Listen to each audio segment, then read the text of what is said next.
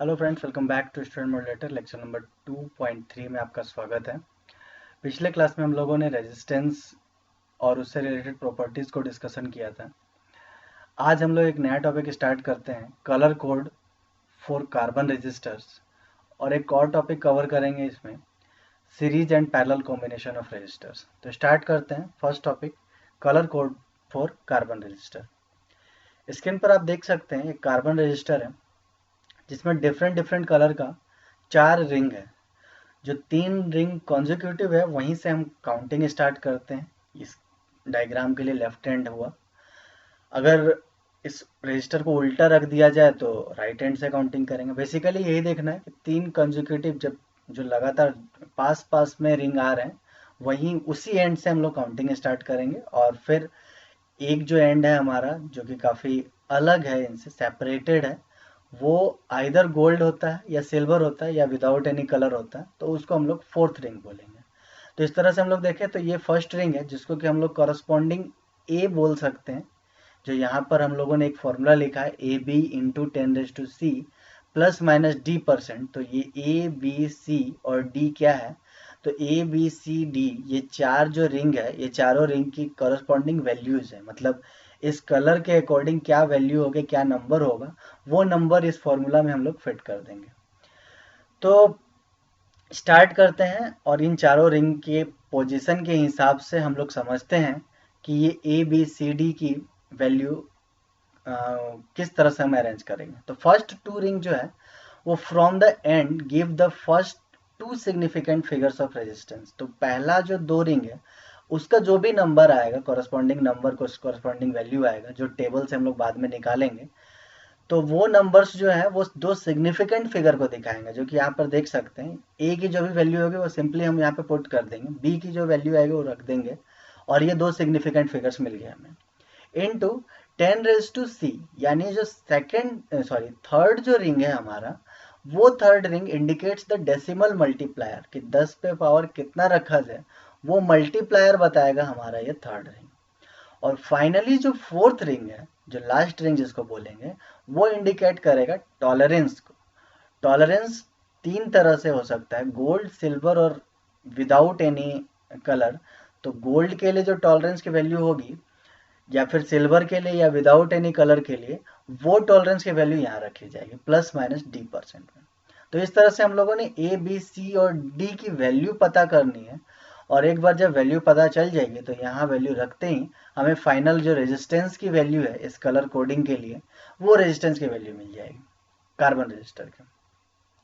चलिए, तो देखते हैं ए बी सी और डी की वैल्यू कैसे इस टेबल से निकाला जाए। तो इस टेबल में देखिए 2 पार्ट में इस टेबल को डिवाइड कर सकते हैं। ये जो फर्स्ट 3 कॉलम्स हैं, ये ए बी और सी की वैल्यूज निकालने के लिए कॉमन है। मतलब कोई भी कलर हो, ब्लैक कलर अगर फर्स्ट पोजीशन पे आ रहा है तो ए की वैल्यू देगा, brown colour second position, so on. इस अगर डायग्राम की बात करें तो ब्राउन कलर फर्स्ट पोजीशन पे आ रहा है तो ये ए की वैल्यू देगा, तो ब्राउन कलर का जो भी नंबर होगा वो हम देख लेंगे यहाँ से। Similarly violet colour second position पे आ रहा, तो वायलेट कलर का जो भी नंबर होगा इस टेबल से हम देख सकते हैं, और वो वहाँ पर पुट कर देंगे। तो बेसिकली हम लोगों को याद रखना है ये टेबल, कि इसमें ब्लैक का क्या नंबर होगा, ब्राउन का क्या नंबर होगा, रेड और सो ऑन। बाकी ये जो दूसरा पार्ट है टेबल का, वो गोल्ड, सिल्वर और नो कलर है। ये तो इजीली मेमोराइज किया जा सकता है कि गोल्ड के लिए 5%, सिल्वर के लिए 10% और नो कलर के लिए 20%। वैसे भी अगर प्रैक्टिकली भी कंपेयर किया जाए गोल्ड, सिल्वर और नो कलर को, मतलब अगर आपके पास कोई भी नहीं है, ना गोल्ड है ना सिल्वर है, तो मतलब सबसे ज़्यादा नुकसान में आप ही है। यानी कहने का मतलब ये हुआ कि जो आपके टॉलरेंस जो है वैल्यू, टॉलरेंस बेसिकली समझते हैं टॉलरेंस होता क्या है। तो अगर किसी की वैल्यू, टॉलरेंस की वैल्यू 5% है, जैसे गोल्ड के केस में टॉलरेंस की वैल्यू 5% है, इसका मतलब ये हुआ अगर कोई रजिस्टर हम लोगों ने आपको दिया 100 ओम का, तो उसकी वैल्यू 100 माइनस 5 यानी 95 से लेकर के 100 प्लस 5 यानी 105 तक वैल्यू चेंज हो सकती है। ठीक है, उसके बीच में कुछ भी वैल्यू हो सकती है, तो वो टॉलरेट करने वाली वैल्यू है। अगर वहां पर सिल्वर की बात करें तब इसका रेंज हो जाएगा 90 से लेकर के 110 तक, क्योंकि 10% है टॉलरेंस। और फाइनली विदाउट एनी कलर का बात करें तो इसकी वैल्यू 80 से लेकर 120 तक, मतलब बहुत ज़्यादा वेरिएशन हो सकता है। तो इसका मतलब ये हुआ कि जो हम लोग आपको रजिस्टर दे रहे हैं या जो रजिस्टर दिया जा रहा है, अगर वो कलर के अकॉर्डिंग अगर उसके टॉलरेंस की वैल्यू कम है, मतलब ±5%, इसका मतलब वो रजिस्टर अच्छा रजिस्टर है। ठीक है, इसी तरह से सिल्वर के साथ है तो 10% है, मतलब ठीक ठाक है रजिस्टर है। और विदाउट एनी कलर है, मतलब उतना अच्छा रजिस्टर नहीं है, क्योंकि उसके टॉलरेंस की वैल्यू काफ़ी हाई है। 20% तक वो वेरी कर जा सकता है। मतलब हम लोग लेकर के आएंगे 100 ओम रेजिस्टेंस के लिए काम करने के लिए, और हमें मान लीजिए 120 ओम रेजिस्टेंस मिल रहा, तो इसका मतलब ये हुआ कि जो क्वालिटी ऑफ प्रोडक्ट है वो अच्छा नहीं है। हाँ, 100 ओम रेजिस्टेंस के लिए अगर हम कोई वैल्यू या कोई रजिस्टर यूज़ कर रहे हैं और उसकी वैल्यू 105 ओम आ रही है, तो वो एक्सेप्टेबल है। तो सिमिलरली इसको हम लोग एनालिसिस से सिंपल गोल्ड, सिल्वर और नो कलर को ऐसे भी हम लोग कंपेयर करें तो नो कलर सबसे बेकार, सिल्वर बेटर और गोल्ड बेस्ट होगा। तो इस तरह से हम लोग इसको याद रख सकते हैं। तो इसके लिए ज़्यादा हमें कोई टेक्निक डेवलप करने की ज़रूरत नहीं है। लेकिन इस पार्ट की अगर बात की जाए तो इसके लिए हमें कुछ एक टेक्निक डेवलप करना पड़ेगा, तभी तो हम इस ब्लैक के लिए क्या वैल्यू होगी, ब्राउन के लिए क्या वैल्यू होगी, याद रख सकते हैं। तो एक टेक्निक डेवलप किया गया है, और वो टेक्निक है ये statement: B B Roy of Great Britain has very good wife. इस स्टेटमेंट के साथ हम इस लेटर्स को, मतलब इस इन कलर्स के लेटर को अरेंज कर रखे हैं।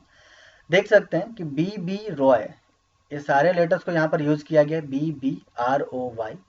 उसके बाद ऑफ साइलेंट है, ये याद रखना है स्टेटमेंट, और स्टेटमेंट के अकॉर्डिंग हमको अरेंज कर देना है। स्टेटमेंट बनाने के लिए ऑफ और हैज का यूज लिया गया है, लेकिन इसका कोई भी करस्पॉन्डिंग कलर नहीं है, तो ऑफ और हैज को यहाँ पे साइलेंट मानना है, और बाकी सभी को हम लोग यूज करेंगे इस कलर को उसके करस्पॉन्डिंग कलर डिफाइन करने के लिए। ठीक है, तो BBROY ये हम लोगों ने लिख दिया। देन आफ्टर ग्रेट का G, ब्रिटेन का B, ग्रेट का G, ब्रिटेन का B, फिर वेरी गुड का वी का वेरी का जो फर्स्ट लेटर है V, वो हमने यहाँ लिख दिया। फाइनली गुड वाइफ की बात की जाए तो गुड का G लेटर और वाइफ का Y लेटर। तो इस तरह से हम लोगों ने लेटर अरेंज कर दिया। अब इन लेटर्स के करस्पॉन्डिंग हम कलर लिख सकते हैं। तो B जो फर्स्ट लेटर है वो ब्लैक आएगा। नेक्स्ट B जो है वो ब्राउन है। B 3 बार रिपीट हुआ है, तो इसे हमें इस ऑर्डर को याद रखना है कि फर्स्ट जो बी है उसका मतलब ब्लैक है, सेकंड बी का मतलब ब्राउन है, और जो लास्ट बी है वो ब्लू है। ठीक है, आगे बढ़ते हैं। रेड की बात की जाए, आर आ गया red, O orange, Y for yellow, and G green, B blue, V violet, और जी अगेन ग्रे। ये भी ध्यान रखना कि जी भी 2 बार रिपीट हुआ है।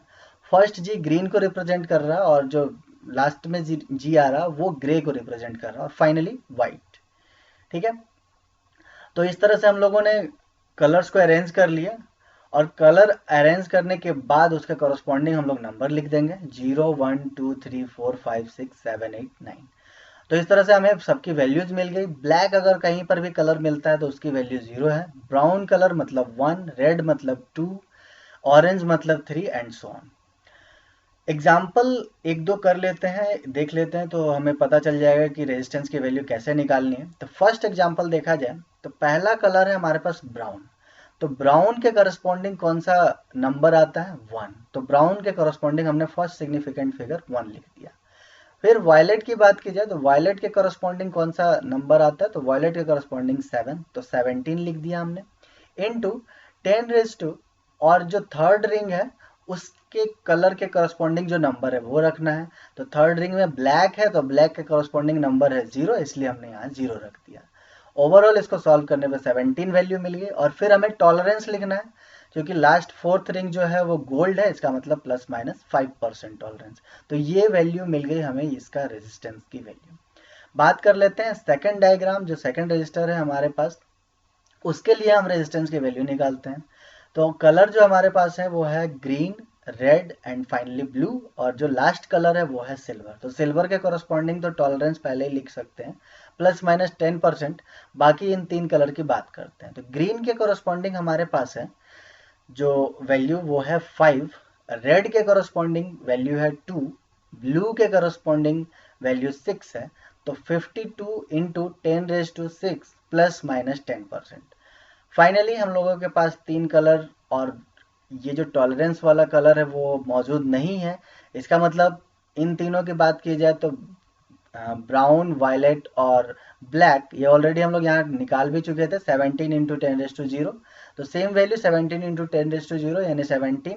और चूंकि कोई कलर नहीं है तो नो कलर के लिए टॉलरेंस होता है 20% यानी ±20%। तो इस तरह से हम लोगों ने डिफरेंट डिफरेंट कार्बन रेजिस्टर्स के लिए रेजिस्टेंस की वैल्यू निकाल ली इजीली यूजिंग दिस टेबल। और इस टेबल को कैसे याद रखना है उसके लिए भी मैंने एक स्टेटमेंट बता दिया, तो ये आप स्टेटमेंट याद कर सकते हैं और एग्जाम में कभी भी पूछा जाए तो ये टेबल तुरंत फॉर्म कर सकते हैं और टेबल फॉर्म करने के बाद फिर वैल्यू बता सकते हैं।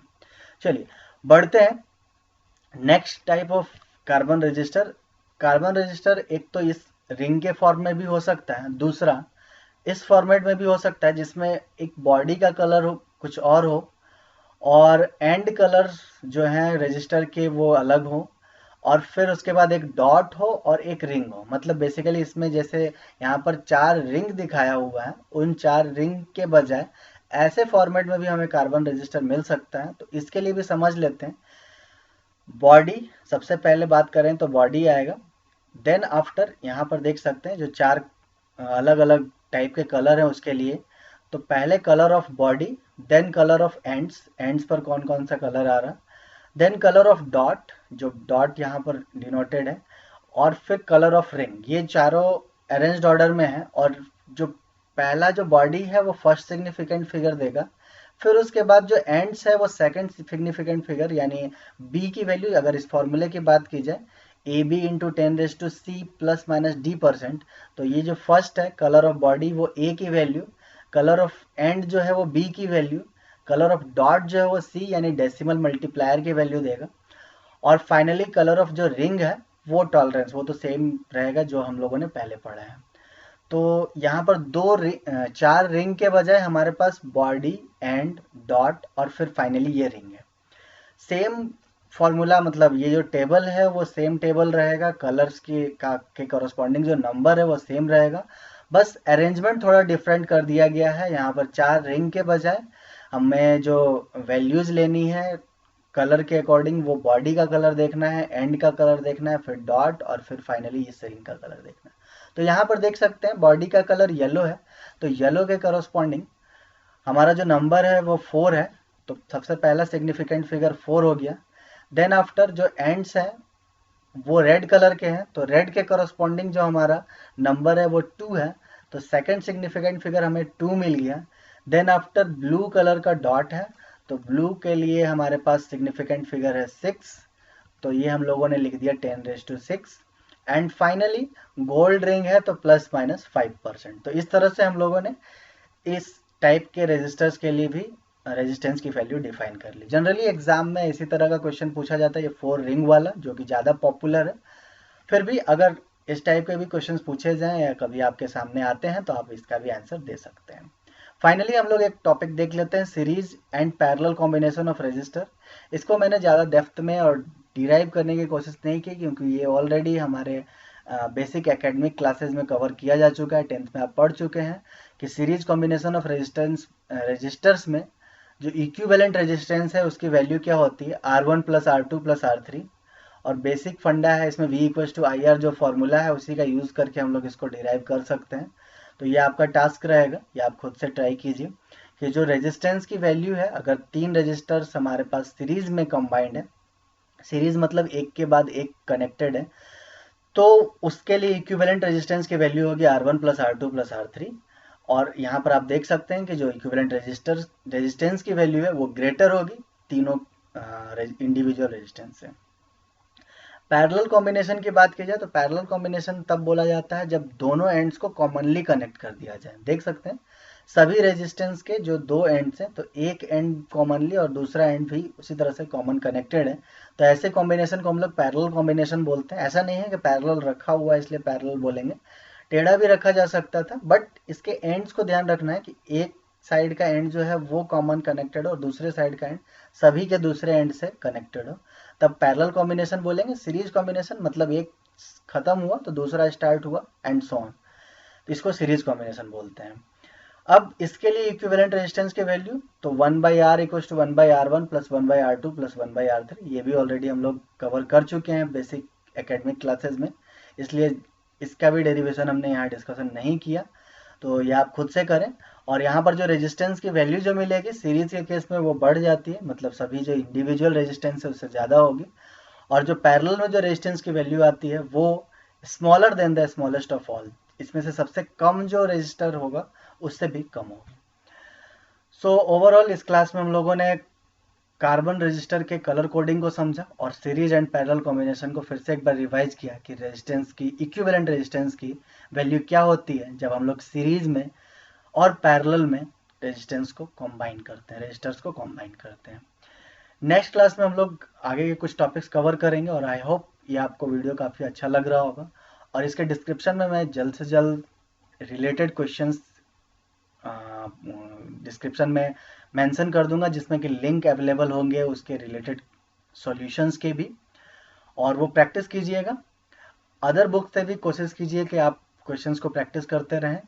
और ये बेसिक जो हमारा जो वीडियो सीरीज है ये आपका ओवरव्यू है, तो स्टडी आपको खुद करना है और टॉपिक्स आपको खुद समझना है। बस यहाँ पर मैंने कोशिश की है कि सारे पॉइंट्स को, सारे अप्रोचेज को, जो फॉर्मूला आपके लिए इम्पॉर्टेंट है वो सारे को अप्रोच कर सके और बता सके कि क्या फॉर्मूला है और क्यों ये फॉर्मूला डिराइव हुआ है, कैसे डिराइव हुआ है। बाकी डेप्थ स्टडी के लिए मैं रिकमेंड करूँगा कि आप खुद से स्टडी करें और स्टैंडर्ड रेफरेंस बुक्स को यूज़ करें। Thank you so much for watching this video and keep watching this video series.